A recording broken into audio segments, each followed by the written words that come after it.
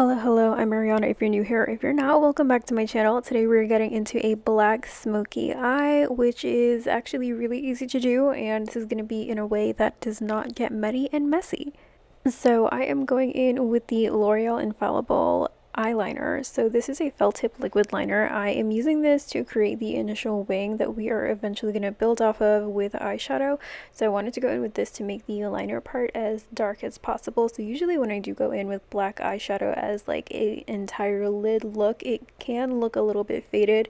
So I wanted to make sure that the lash line was very defined and very like the shape was there.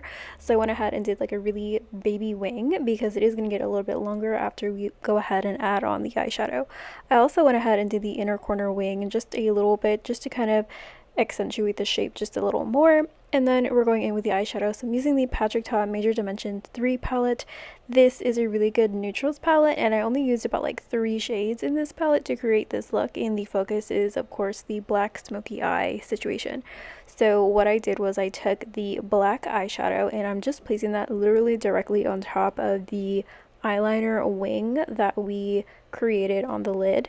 So the key to making your black smoky eye not messy and muddy at all is to make sure that you are controlling where the pigment is going. So I am using a really small dense packer brush, and I'm packing the eyeshadow on in the shape that I want it to be, so the shape that's going to kind of mimic the wing and accentuate the eye. So I'm packing on most of the pigment as like a bold wing, or like just a thick wing, following the guideline that I created with the eyeliner.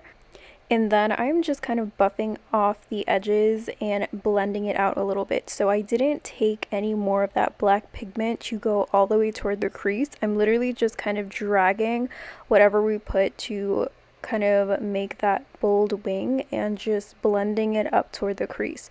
So the only initial black eyeshadow that I put on was whatever we put right on top of that liquid eyeliner, and then we're just blending it out and kind of dragging it all the way into the crease. This way the shade is not going to be all over the place and we are keeping our black pigment controlled.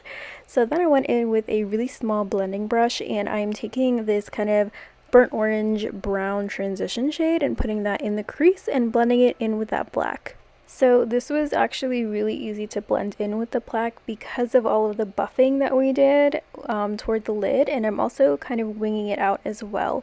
So this is what's going to kind of make the eyeshadow shape a little bit more winged out, because we are using all of the lighter shades to kind of drag that out toward the outer corner and accentuate and extend that wing without having the wing be really heavy and black, but it's still going to be a little bit longer than the initial baby wing that we created with the eyeliner. So I went in with a lighter shade and I'm just buffing that out, blending it in and making a nice beautiful gradient going from dark to light, as we always do, from the lash line going all the way up to the brow bone.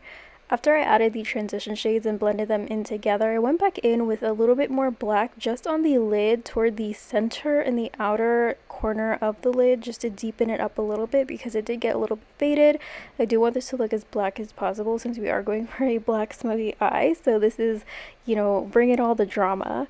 So I did also go in with my packer brush, which is actually clean, doesn't have any more pigment on it, and I'm just buffing out that second layer of black eyeshadow that we put on. So as you can see, as I was dragging it toward the outer wing, it did get a little bit longer, the wing did get a little bit more dark, so I just wanted to make sure that it's not going to be too messy and muddy. So that's why I didn't want to put too much of extra black pigment on the wing, because then it would just get a little bit too long and then a little bit too messy. Now we're going in on the lower lash line. So you definitely don't have to smoke out your lower lash line, but we are going through all of the phases of drama in this look, so I'm going to take it to like the maximum capacity of drama for this black eyeshadow look. So what I did was I took a really flat brush and I went ahead and packed on the black eyeshadow all on the lower lash line. I usually like to use a really flat brush to pack on the darkest shade on my lower lash line, just because I don't like to have it dragged out onto my face too far, because I feel like that is something that can make you look kind of raccoonish if you are going for really dark shades. So I like to take a really small brush to pack on that dark shade, and then I just blended it out a little bit and added that transition shade, and then went in with the waterline eyeliner. So now I'm going ahead and cleaning up the wings. So if you think that your smoky eyes are not symmetrical, this is the part where you can clean them up, make the wing a little sharper, and then also make both of the eyes symmetrical. So I'm kind of like going back and forth between both eyes and making sure that the shape and the size, or like the angle of the wing, is the same. And then you want to go ahead and kind of like look at yourself front on, center on, and make sure that they are symmetrical, and if not, you can go ahead and make any changes.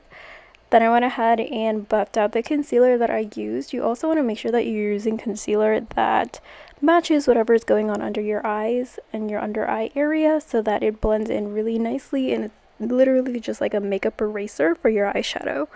So after that, I went ahead and kind of buffed out the wing area. So usually when I do kind of carve out the wing, it kind of looks like this. So it's like kind of like a really harsh stop toward the top of it, like where the transition shades are. So I kind of go in and buff it out to make it a beautiful even blend. And sometimes when I have to do that, it does get a little bit fuzzy, and I like my wings to be as sharp as possible, so I went in and kind of like added in some more concealer.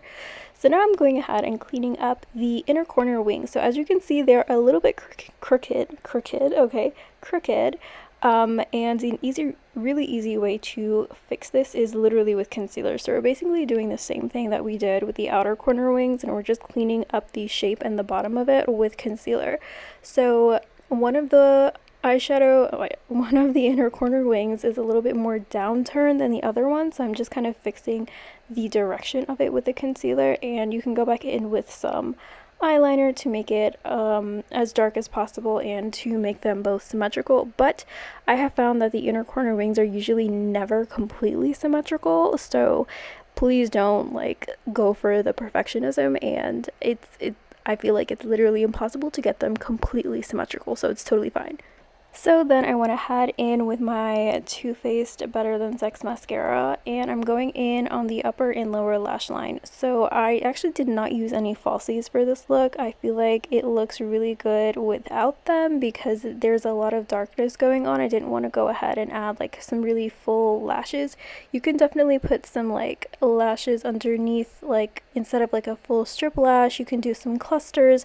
Totally up to what you're going with, but I didn't want to go ahead and put on a full strip lash. But if that's your thing, go ahead and do it, because that will be like the maximum capacity of drama for this look.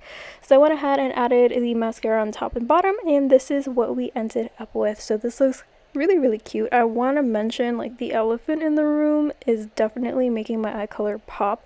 So literally, like, this will look good on any eye color. Blue eyes, green eyes, brown eyes, hazel eyes, and close to black eyes. I'm sure you will see some like amber in there with this look.